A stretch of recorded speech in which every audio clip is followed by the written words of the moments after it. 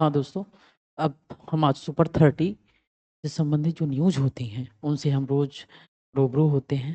तो 2 दिन का इसलिए डेज़ था क्योंकि रीज़न उसका ये था कि टेक्निकल इश्यूज़ था, यहाँ की लाइट के काम और यहाँ ढेर सारे काम चल रहे थे। तो हम आगे की इश्यूज़ पे कंटिन्यू करते हैं। अब अगर हम देखें तो भारत ने किस देश में हिंदू युवकों की हत्या पर गहरी चिंता व्यक्त की है? बांग्लादेश का इश्यू चल रहा था, दीपू दास। तो उस पे उन्होंने गहरी चिंता इश्यू किया है। 27 दिसंबर की खबरों में भारत ने किस देश के H1 वीजा समीक्षा विस्तार को लेकर विरोध जताया? संयुक्त राज्य अमेरिका। 2025 में सबसे अधिक भारतीय नागरिकों को किस देश द्वारा निर्वासित किया गया? सऊदी अरब। भारत की मिनिस्ट्री ऑफ एक्सटर्नल अफेयर्स ने H1 वीजा मुद्दे को किस माध्यम से उठाया? द्विपक्षीय कूटनीतिक संवाद। 27 दिसंबर को नई दिल्ली में कौन सी सुरक्षा बैठक आयोजित हुई? Anti terrorism conference 2025। Anti terrorism conference 2025 में किस सुरक्षा ढांचे पर जोर दिया गया? Impenetrable anti terror grid, 360 degree strike plan. Anti terrorism conference 2025 में सुरक्षा से संबंधित एक ढांचा बनाया गया, तो उसमें impenetrable anti terror grid, 360 degree strike plan. सम्मेलन में राज्यों की एटीएस प्रणाली को स्टैंडर्डाइज करने का उद्देश्य क्या बताया गया? काउंटर टेरर कोऑर्डिनेशन को मजबूत काउंटर टेरर को मजबूत करना। भारतीय आंतरिक सुरक्षा से जुड़ी ये पहले परीक्षाओं में किस विषय से संबंधित हैं? Internal security, yes paper third. Uttar Pradesh सरकार ने सरकारी स्कूलों में कौन सी नई दिनचर्या अनिवार्य की है? दैनिक समाचार पढ़ना, दैनिक समाचार पत्र पढ़ना। इस नीति का मुख्य उद्देश्य क्या है? साक्षरता और नागरिक जागरूकता बढ़ाना। यह पल प्रशासनिक दृष्टि किस विषय से संबंधित है?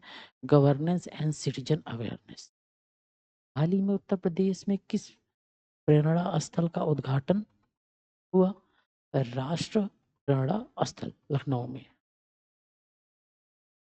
राष्ट्र प्रेरणा स्थल किस नेता को समर्पित है? अटल बिहारी वाजपेयी। इस परियोजना का प्राथमिक उद्देश्य क्या है? राष्ट्रीय नेतृत्व और जन सेवा मूल्यों का प्रसार। राष्ट्र प्रेरणा स्थल की अनुमानित लागत कितनी बताई गई है? लगभग 230 करोड़। यह विषय परीक्षा में किस जीएस सेक्शन से जोड़ा जा सकता है? National building and values. 27 दिसंबर की खबरों में भारत बांग्लादेश संबंध किस संदर्भ में चर्चा में रहे? द्विपक्षीय तनाव और सुरक्षा चिंताएं। यह विषय परीक्षाओं में अगर देखें तो जीएस पेपर सेकंड इंटरनेशनल से संबंधित होता है। 2025 में भारतीयों को निर्वासित करने में सबसे आगे कौन सा देश रहा? सऊदी अरब। निर्वाचन का प्रमुख कारण क्या बताया गया? Visa over stay. निर्वाचन संबंधित आंकड़े किस सदन में प्रस्तुत किए गए? राज्यसभा। यह विषय किस अध्ययन क्षेत्र से संबंधित है? Diaspora and international law. अंतर्राष्ट्रीय कूटनीतिक घटनाओं में हाल में किस विषय पर चर्चा रही? वैश्विक शांति एवं सुरक्षा।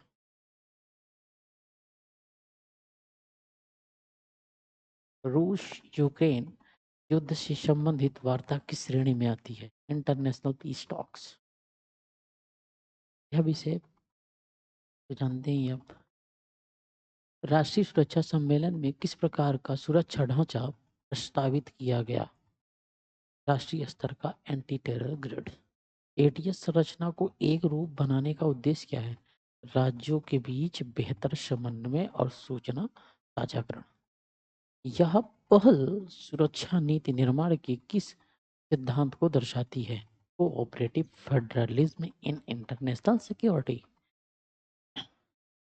आंतरिक सुरक्षा सुधार किस प्रशासनिक उद्देश्य से जुड़े हैं? एकीकृत प्रक्रिया प्रणाली को मजबूत करना।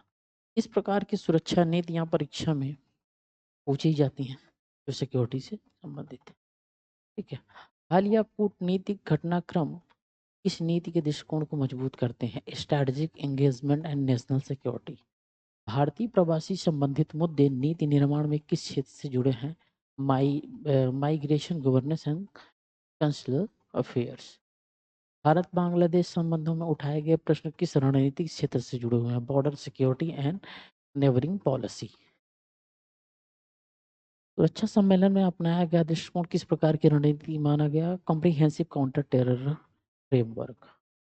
27 ये तो आप जानते हैं। तो ये आज की चर्चाओं में मुद्दे रहे। ठीक है। अब ये वन लाइनर में आपको ये पता चला कि हाँ ये चीज़ें रही। अब इन चीज़ों से आपको जो ऑनलाइन फैक्ट आता है वो यहाँ से हो जाएगा। अब इसके अंदर अंदर के फैक्ट को आप सर्च करें गूगल से, उसको ढूँढें। अगर नहीं कर पा रहे हैं तो आप मुझे क्या करें, कमेंट करें, तो हम उस पे भी बना देंगे वीडियो। ओके।